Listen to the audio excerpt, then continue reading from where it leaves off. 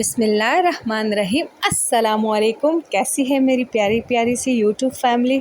उम्मीद करती हूँ कि अल्लाह पाक आप लोगों को हमेशा खुश रखे। जी तो जनाब, सिर्फ़ ये मैं कहती नहीं हूँ बल्कि आप लोगों के लिए दुआ भी करती हूँ।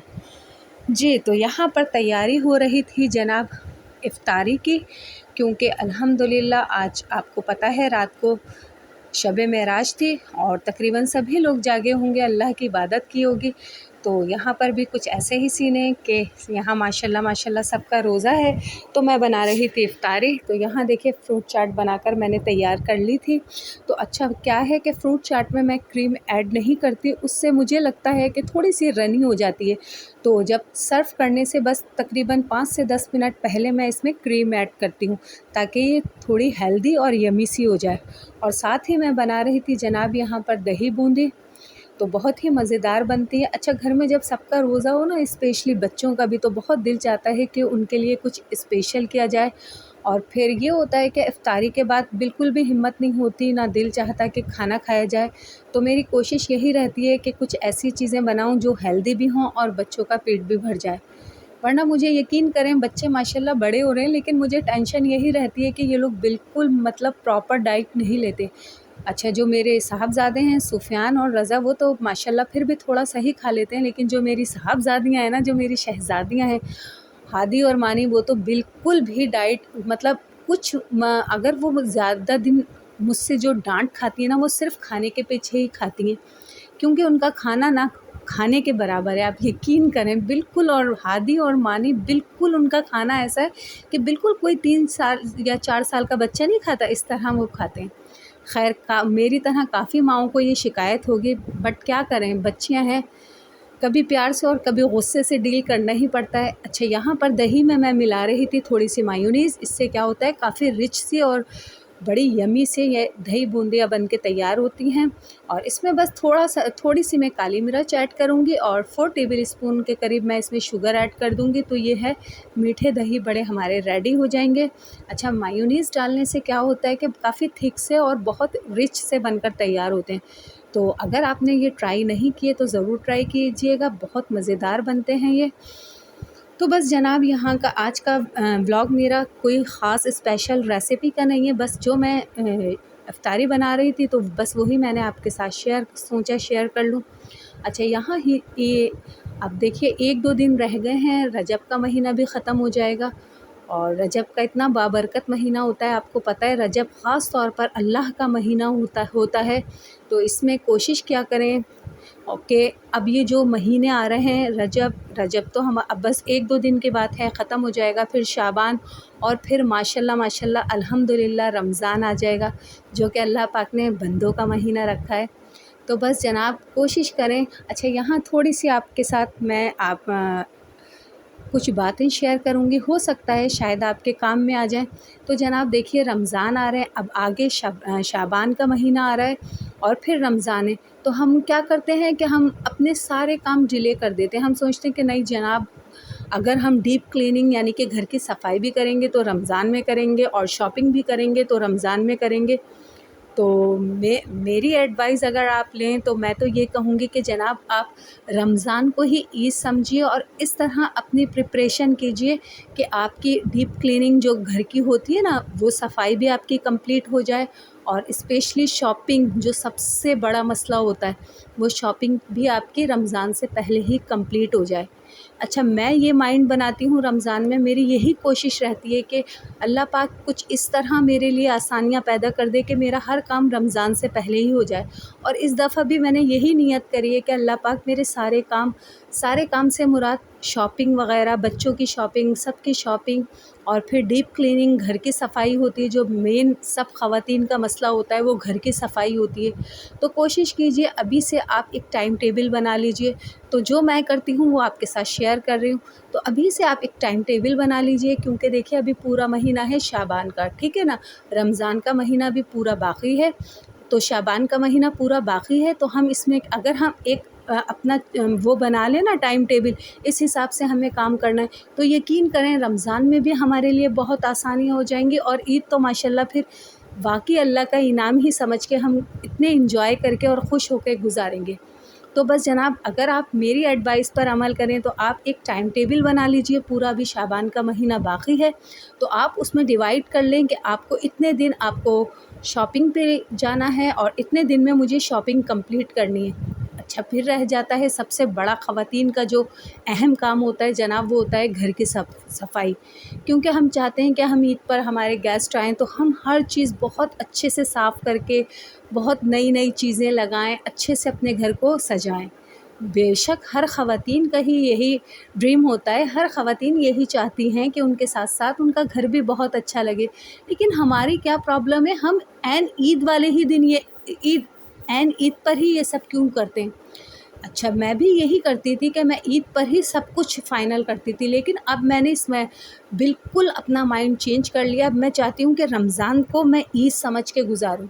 मतलब रमज़ान से पहले ही अपने सारे काम निपटा दूँ और रमज़ान में सिर्फ़ और सिर्फ़ आपको इबादत करनी है। क्योंकि आपको पता है, इबादत हम अल्हम्दुलिल्लाह हर महीने ही हर दिन करते हैं, लेकिन रमज़ान का जो मज़ा है, जो इबादत का सुरूर है और जो अल्लाह की क़ुरबत का एहसास होता है, तो मतलब मैं लफ्ज़ों में नहीं बयान कर सकती। मुझे इतना मज़ा आता है रमज़ान की इबादत में कि मैं आपको बस मेरे पास वो लफ्ज़ नहीं है बयान करने के लिए।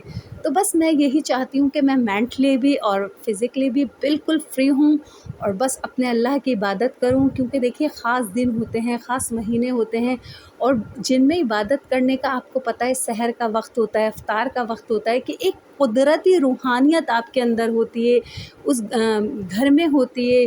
जब हमारे घरों में एहतिमाम हो रहे होते हैं सहरी के, इफ्तारी के, आप ख़ुद महसूस करते होंगे हमारे घर में कितनी रूहानियत और मतलब अल्लाह का कितना नूर और कितनी रहमतें होती हैं। तो बस जनाब, इतना अच्छा अल्लाह पाक इतना बाबरकत महीना हमारे लिए इनाम रखा है, तो हम इस इनाम को क्यों ना एंजॉय करके गुजारें। तो बस जनाब, अगर आपको मेरी एडवाइस अच्छी लगे तो इसको फॉलो कीजिएगा और कोशिश कीजिएगा कि शॉपिंग वगैरह के जितने काम हैं हम रमज़ान से पहले ही निपटा लें। और जो हमारे के घर की सफाई हैं, स्पेशली किचन कैबिनेट वगैरह और जो हमारे कबर्ड होते हैं ना, सबसे बड़ा मसला क्या होता है, बच्चों के कबर्ड साफ़ करना, प्रॉपर उनके कपड़े सही से रखना। तो अगर ये काम हम सारे रमज़ान से पहले ही कर लेना, यकीन करें आप ख़ुद देखिएगा बहुत आसानियाँ हो जाएंगी हमारे लिए और हम दिल खोल कर इबादत करेंगे और इतना इंजॉय करेंगे इबादत में, अल्लाह को अपने इतने करीब पाएंगे कि आप महसूस करेंगे कि आपको मज़ा आएगा इबादत का, कि वाकई हम इबादत कर रहे हैं। तो जनाब, मेरी तो यही कोशिश होती है और पता नहीं मैं क्या उल्टा सीधा बोल देती हूँ बाज़ औक़ात, लेकिन अगर कोई बात अगर मेरे मुंह से गलत निकल गई हो तो बहुत माज़रत।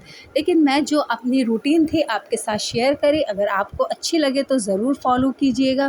क्योंकि देखिए, अल्लाह पाक ने ये कुछ ख़ास दिन रखे हैं और इसमें आपको वाक़ई मज़ा आता है इबादत का और लगता है कि वाक़ई हम अपने रब से बात कर रहे हैं, अपने रब से करीब हो रहे हैं। तो ये बस ये चीज़ अगर हम जहन में रखेंगे ना, तो आप यकीन करें, आप इतना मज़ा आएगा ना हमें इबादत करने में और इतना अच्छा लगेगा और इतना हमें रूहानी और जिस्मानी सुकून मिलेगा ना कि हम सोच भी नहीं सकते। तो बस जनाब, अगर आपको मेरी एडवाइस अच्छी लगे तो फॉलो कीजिएगा और नहीं लगे तो जनाब सुन लीजिएगा। आपने सुन ली, बड़ी मेहरबानी आपकी। तो यहाँ जनाब बातों बातों में हो गई थी इफ्तारी मेरी बिल्कुल रेडी। तो बस जनाब, जो कुछ भी था घर में वही मैंने बना लिया था, साथ ही फ्रेश जूस भी बना लिया था। और जनाब, जब तक रूह अफ़ज़ा ना हो तो थोड़ा सा अनकम्प्लीट सा लगता है ना कि हमारी इफ्तारी अभी कंप्लीट ना हो, तो रूह अफ़ज़ा भी मुझे बनाना था। अच्छा, इफ्तारी का टाइम ऐसा होता है कि बहुत जल्दी से टाइम गुज़र जाता है और पता भी नहीं चलता।